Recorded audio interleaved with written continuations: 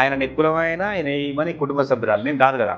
పోలీసుల సహకారంతో మార్వాడీలు మొత్తం కూడా తెలంగాణని కబలించి వేస్తున్నారు. రిజర్వేషన్లు 15% ఇచ్చినా 5% కూడా రిజర్వేషన్లు అందలే. వెల్కమ్ టు విధాత.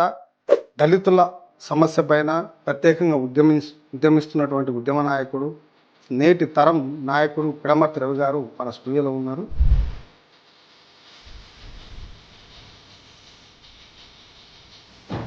నమస్కారం అండి. నమస్తే.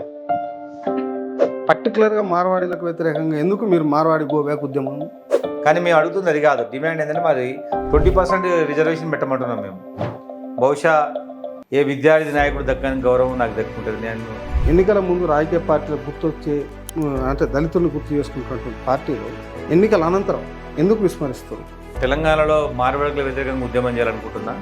ఎస్ఎస్సి అట్రాసిటీ కేసు అసలు ఇంప్లిమెంటే జరగదు, ఆచరణలో అది సాధ్యంగానే కాదు. అవన్నీ మాకు దక్కాలంటే పెద్ద ఎత్తున ఉద్యమం చేయాలి. సోనియా గాంధీ ఇచ్చింది తెలంగాణ రాష్ట్రం అంటే విద్యార్థుల పోరాటం వల్లనే, విద్యార్థుల ఆత్మహత్యల వల్లనే.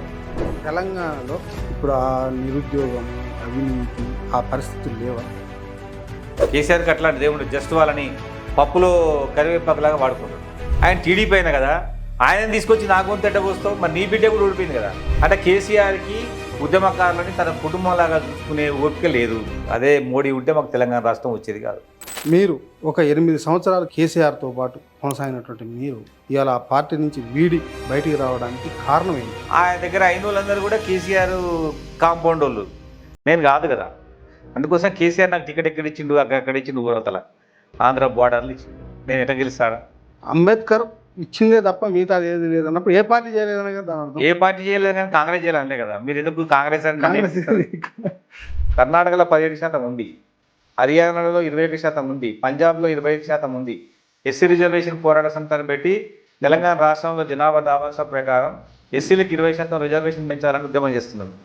కాంశీరాము ఉత్తరప్రదేశ్లో చూసినటువంటి ప్రయోగం దళిత్ సెంట్రిక్గా మూవ్మెంట్ నడిపినప్పటికీ అన్ని వర్గాల మన్ననలు పొంది బీఎస్పీని అధికారంలో తీసుకొచ్చి, మరి బీజేపీ బీఆర్ఎస్ అయితే దళితులను ఓటర్ల లాగానే చూసింది. ఏడాదికి ఒకసారి బంతిపూల ఆట హైదరాబాద్ ఆడాలి, అన్ని దేశాల్లో ఆట రావాలి. అంతే కదా మనం చేసింది. ఉద్యోగం వస్తే నా ఒక్కడికే ఉపయోగపడుతుంది. ఉద్యమం చేస్తే సమాజానికి మొత్తం ఉపయోగపడుతుంది.